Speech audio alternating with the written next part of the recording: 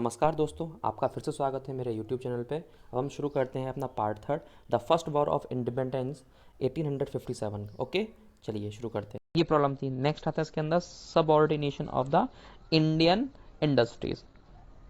अब आते हैं इसके अंदर subordination of the Indian industry. देखो, after the industrial revolution in England, ये आता है टाइम 1750s का, ठीक है।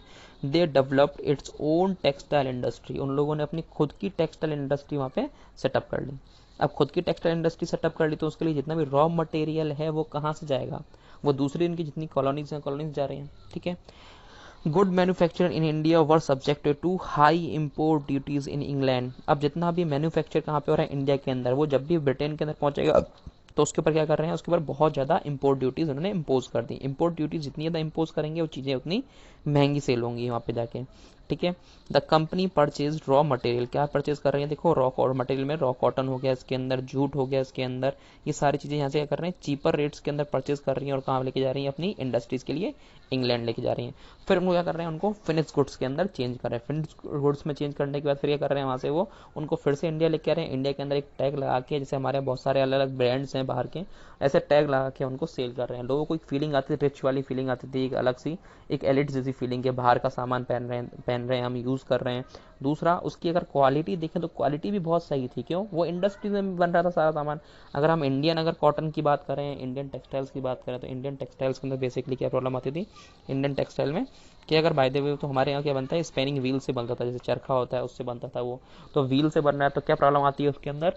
कि वो प्रॉपर उसके अंदर एक क्वालिटी मेंटेन नहीं हो पाती है, ठीक है। ये हो गया। Soon India became a country supplying raw material to England. के पहले हम क्या कर रहे थे कि हम पूरा फिनिश गुड्स वहाँ पे सप्लाई कर रहे थे। आज हम किस, हमारा जो एक टैग है वो चेंज हुई, क्या हो गई? हम एक सिर्फ और सिर्फ रॉ मटेरियल को ही प्रोवाइड कर रहे हैं इंग्लैंड को। हमारी कंडीशन इतनी ख़राब कर दी, ठीक है। India became an importer of British made goods. अब हम इम्पोर्टर हो गए किस चीज़ के? British made goods. ये सारी बहुत बड़ी बुरी कंडीशन होती है कि हमारा क्या होता है नॉर्मली, कि कंडीशन में प्रॉब्लम कब आती है? कि हमारा इम्पोर्ट जो है, इम्पोर्ट हमारा कैसा हो कि बहुत ज़्यादा हो, और हमारा एक्सपोर्ट जो वाली कंडीशन है वो एक्सपोर्ट हमारा क्या होता है? कम होता जाए। तो ये कंडीशन क्या होता है? इसके अंदर हमारी कंट्री को डेफिसिट होता है, नुकसान होता है, घाटा होता है, ठीक है। तो ये वाली कंडीशन नहीं होनी चाहिए। कंडीशन के अंदर हमें इसके अंदर एक काम करना चाहिए कि हमारी कंडीशन अगर बाय द वे, एक तो ये कंडीशन होगी। सेकंड कंडीशन में आपको बात करूँ, सेकंड कंडीशन के अंदर हमारा क्या हो? एक्सपोर्ट ज़्यादा हो, इम्पोर्ट कम हो। ये कंडीशन हमारे लिए क्या होती है? अच्छी कंडीशन है, ठीक है। ये एक होता है हमारी ये कंडीशन होती है। अगर ये भी ना हो तो हमारी कंडीशन एटलीस्ट क्या हो कि हम इक्वली करें, कि हमारे एक्सपोर्ट और इम्पोर्ट की वैल्यू दोनों बराबर हो, ठीक है। अब इसमें शुरू करते हैं हम लोग कलेप्स ऑफ इंडियन हैंडीक्राफ्ट। अब इंडियन हैंडीक्राफ्ट की शुरुआत करते हैं। देखो इसके अंदर कलेप्स कैसे किया उन लोगों ने? कलेप्स करने का देखो था इसमें इम्पोर्टेंट इंडस्ट्रियल टाउन, इसमें आता है कौन कौन से? एक तो हमारा ढाका है, दूसरा हमारा सूरत है। इसको उन्होंने डिक्लाइन कर दिया। डिक्लाइन कैसे हो गया? सीधा है कि हमारे यहाँ पे क्या है? इंडस्ट्रियल टाउन, जब मेनली जितनी भी इंडस्ट्रीज हैं वो इतने सस्ती कीमत पे चीज़ों को प्रोवाइड नहीं कर पा रही थी जितना क्या है ब्रिटेन हमारे मार्केट में प्रोवाइड कर पा रहा है। तो क्या होगा? उससे की प्रॉब्लम क्या आएगी कि सीधी बात है वो कॉम्पीट नहीं कर पाएंगे। एक टाइम पे बाद क्या होगा? वो नुकसान नुकसान नुकसान झेलते झेलते उनकी इंडस्ट्रीज हैं वो डिक्लाइन हो जाएंगी, खत्म होना शुरू हो जाएंगे, ठीक है। ये चीज़ होने लगी। देखो, heavy duties on Indian silk cotton textile in Britain destroy Indian industry. इनके ऊपर टैक्स इम्पोर्ट ड्यूटीज़ बहुत लगा दी। जैसे अगर ब्रिटिशर्स लेके जा रहे हैं उनके ऊपर जैसे 10% है, इंडियंस लेके जा रहे हैं इंडियंस के ऊपर मान लेते हैं हम 30% है, तो कितना हो गया? सीधा 110% तो सीधा हो गया। और ये कितना हो जाएगा? ये 130। अब अगर कोई कीमत, अगर कोई चीज़ है सेम क्वालिटी की है, एक मिल रही है आपको 110 रुपीज़ की, सेकंड मिल रही है आपको 130 की, तो आप कौन सी लेंगे? ऑब्वियसली बात है कि हम 110 वाला लेंगे, क्वालिटी सेम है, क्वांटिटी सेम है, ठीक है। ये इन लोगों ने करना शुरू कर दिया था ब्रिटिशर्स ने, इम्पोर्ट ड्यूटीज़ को सके बढ़ा बढ़ा के, ठीक है, रेस करके। तो ये प्रॉब्लम शुरुआत हो गई, ठीक है। आगे आते हैं इसके साथ ही। देखो, thousand of the craftsman and the artisan, craftsman and the artisan were thrown out of the employment. जब कंपनी नुकसान में जा रही है तो एम्प्लॉयमेंट कैसे मिल पाएगा? जैसे आज हम लॉकडाउन वाली कंडीशन देखते हैं। लॉकडाउन में कंडीशन क्या है कि जो हमारे यहाँ के जो लोग हैं उनकी क्या है कि जितनी भी इंडस्ट्रीज बंद होती आ रही, इंडस्ट्रीज बंद हो रही हैं लॉकडाउन की वजह से 2 महीने 3 महीने से, तो क्या होगा? वो अपने प्रॉपर अपने एम्प्लॉयज़ को पैसा दे पाएंगे? नहीं दे पाएंगी। तो एम्प्लॉयमेंट अगर हम देखें तो उससे क्या होगा? एम्प्लॉयमेंट जो है, अनएम्प्लॉयमेंट बहुत बढ़ जाएगा, लोगों को जॉब से निकाल दिया जाएगा, ठीक है। चलिए अभी हम आगे अपना इसमें पॉइंट शुरू करते हैं। आगे पॉइंट है हमारा ड्रेन ऑफ वेल्थ। वेल्थ कैसे ड्रेन हो रही है, देखो ये बहुत बड़ी प्रॉब्लम थी देखो इंडिया की उस टाइम पे। The transfer of wealth from India to England, from India to England, okay, for which India got to proportionate economic return is called the drain of wealth. अब जितना हम क्या कर रहे हैं, हमारी कंडीशन क्या है कि हम जितना रेवेन्यू जनरेट कर रहे हैं वो रेवेन्यू का मैक्सिमम पोर्शन कहाँ जा रहा है, ब्रिटेन जा रहा है, ठीक है, उस प्रपोर्शन में उसका हमें रिटर्न नहीं मिल रहा है, तो ये ड्रेन ऑफ वेल्थ हो गया, ठीक है, कि हमारी वेल्थ है वो कहाँ पहुंच रही है, ब्रिटेन। इसके ऊपर दादा भाई नेहरू ने भी अपनी पूरा कंसेप्ट दिया था। दादा भाई नेहरू ने देखा कि जब वो इंग्लैंड गए और इंडिया गए दोनों जगह देखा उन्होंने, तो जब हमारी जो गवर्नमेंट्स थी ब्रिटिश गवर्नमेंट, वो हम लोगों को मतलब ये कि क्लेम करती थी कि हम लोगों के लिए इंडियन और ब्रिटिशर्स दोनों इक्वल हैं, क्योंकि हम लोगों को ब्रिटिश इंडियन बोला जाता था, ठीक है, ब्रिटिश एम्पायर के अंडर में थे हम लोग। तो उस वजह से उन लोगों ने पहली बार बताया कि हम जो हमारी गवर्नमेंट है वो हम लोगों को इक्वली ट्रीट नहीं कर रही हैं, ठीक है। अब आते हैं till the battle of the Plassey 1757 the European traders used to bring gold in to gold into India to buy Indian cotton and silk. अब आप देखते हैं कि जब तक बैटल ऑफ प्लासी हुआ 1757, तब तक क्या करते हैं वो गोल्ड के बदले यहाँ से जितना भी उनके जो सिल्क कॉटन है वो यहाँ से परचेस करते हैं। बाद में तो सीधा है कि जब उनका रूल यहाँ पे शुरू हो गया तो ये सब चीज़ें उन्हें करने की जरूरत ही नहीं है, ठीक है। After the conquest of the Bengal the British stopped sending gold to India, ठीक है, ये तो मैंने आपको क्लियर कर दिया। ऑल द सैलरीज, जितनी भी सैलरीज प्रोवाइड हो रही हैं, salaries, income, savings of Englishman, British expenditure in India and on the purchase of the military goods, office establishment, इसमें क्या हो गया है, इंटरेस्ट ऑन डेब्ट्स, जितना भी कर्जा ले रहे हैं उस पे, कर्जे पे, unnecessary expenditure on the army etcetera also drain the Indian wealth. ये सारा खर्चा कहाँ से आ रहा है, इंडिया का जितना रेवेन्यू जनरेट हो रहा है उनमें से सारा खर्चा हो रहा है।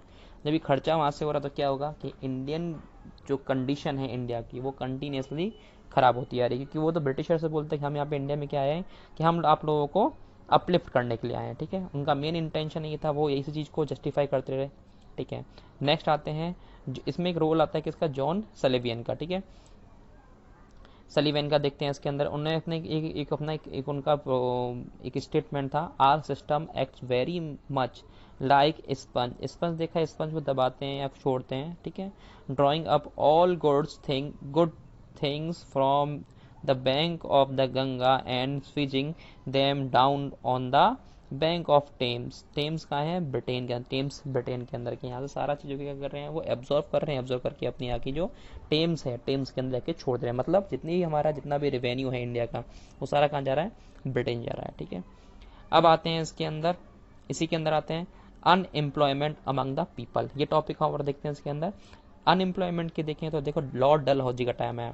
Dalhousie's policy in discriminate annexation of the native state many Indians lost their jobs. ये नॉर्मल है, नॉर्मल फिनोमेना है। जब उन्होंने अपने कैप्चर किया तो क्या करेंगे, अपने जो लोग हैं उनको उस जगह जॉब प्रोवाइड करेंगे, वो अपने लोगों को जॉब प्रोवाइड करेंगे। एक्चुअली क्या है कि वो लोग प्रॉपर उनको रिपोर्ट दे पाएंगे। उन्होंने इंडियंस को जो उस पर्टिकुलर टेरिटरी से लोग बिलोंग कर रहे थे उनको जॉब से निकालना शुरू कर दिया, और अपने ब्रिटेन के जितने लोग थे ब्रिटिशर्स उनको उस जगह उन्होंने डिप्लॉय कर दिया, उनको लगाना शुरू कर दिया, ठीक है। आते हैं after the annexation of the Awadh the army was disbanded the soldier lost their job.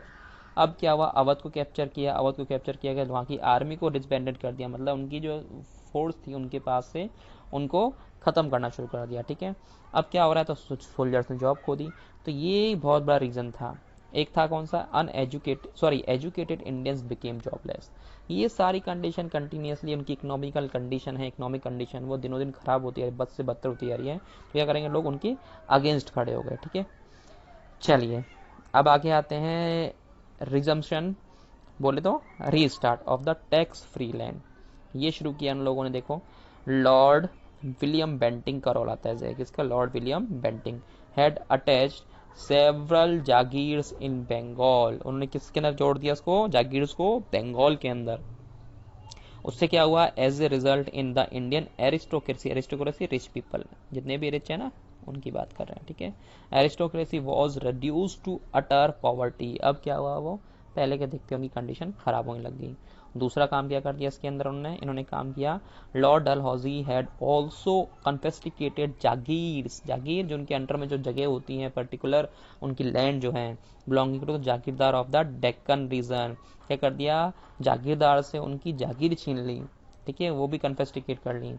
ये एक बहुत बड़ा रीजन था, तो जागीरदार वो भी तबाह हो गए, ठीक है।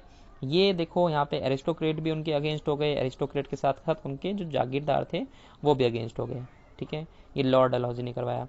एक आता है कौन सा, poverty and famine. Poverty and famine का देखते हैं। देखो टाइम टाइम पे बहुत सारे फेमाइन आए, इंसान की कंडीशन खराब है, इकोनॉमिकल कंडीशन जितनी खराब होगी वो पॉवर्टी उतनी ज़्यादा उस जगह बढ़ती जाएगी। देखो with the collapse of the Indian economy, Indian economy, job चलेगी लोगों की, लोगों के पास जॉब नहीं है, लोगों को बहुत ज़्यादा टैक्स पे करना पड़ रहा है, उनकी टेरिटरी कैप्चर करते जा रहे हैं, ये सारी चीज़ें, तो उससे क्या प्रॉब्लम आएगी, उसके प्रॉब्लम ये आनी है कि लोग दिनों दिन क्या होते हैं, पुअर होते जाएंगे। There was widespread poverty among the masses, तो क्या हो रही है, बहुत बड़े लेवल पे क्या हो रही है, पॉवर्टी इंक्रीज होती जा रही है। Indian word thought their condition would improve only after British left India, उनको अब ये चीज़ फील होने लगी कि उनकी कंडीशन कब सही होगी, जब ब्रिटिशर्स इंडिया को छोड़ के चले जाएंगे, जब ब्रिटिशर्स इंडिया को छोड़ के चले जाएंगे तब से उनकी कंडीशन कैसी हो जाएगी, अच्छी हो जाएगी, ठीक है। अब आते हैं इसी के अंदर एक टॉपिक है हमारा, कौन सा है, इसको लास्ट टॉपिक को देख लेते हैं, economic decline of the peasantry. Peasantry जितने लोग हैं जो क्या कर रहे हैं, कहीं पे काम कर रहे हैं, उन लोगों की कंडीशन कैसे खराब हो रही है, देखो, it was peasantry that bore the heavy burden of the taxes, taxes बहुत पे करने पड़ रहे हैं, provided money for the trade off the companies, the cost of the administration and the company and the Wars of British expansion in India. किस किस पे खर्च कर रहे हैं, एक तो एडमिनिस्ट्रेशन, दूसरा ब्रिटिश वॉर्स के ऊपर, जितने वॉर्स हो रहे हैं उनके अंदर क्या हो रहा है, पैसा खर्च हो रहा है, तो उसका पैसा कौन दे रहा है, ठीक है, ट्रेड के लिए दे रहा है, तो उस पर टैक्सेस किसके ऊपर इम्पोज कर रहे हैं, ये सारा किसी हो रहा है, इंडियन पीजेंट्स के ऊपर, जो भी इंडियंस है उनके ऊपर, ठीक है। In Bengal the land revenue was double the amount collected under the Mughals, ठीक है। अब जितना मुगल्स अपने टाइम पे जितना लैंड रेवेन्यू लेते थे उससे डबल कर दिया कि इन्होंने ब्रिटिशर्स ने, और इंडिया के अंदर इन्वेस्टमेंट कितना था, इंडिया के वेलफेयर के लिए कितना था, वो बहुत कम था उनका, ठीक है। तो डायरेक्टली देखें तो उसमें कहीं ना कहीं अफेक्टेड हो रहे थे वहाँ के जो लोग थे, ठीक है। आगे आते हैं, not even a part of revenue was spend on the development of agriculture और वेलफेयर ऑफ द कल्टीवेटर्स, उनके वेलफेयर के लिए कल्टीवेटर्स के ऊपर कोई पैसा खर्च नहीं हो रहा, बहुत कम पैसा स्पेंड कर रहे हैं, बाकी ज़्यादा से ज़्यादा पैसा किसके ऊपर खर्च कर रहे हैं, अपने खुद के ऊपर।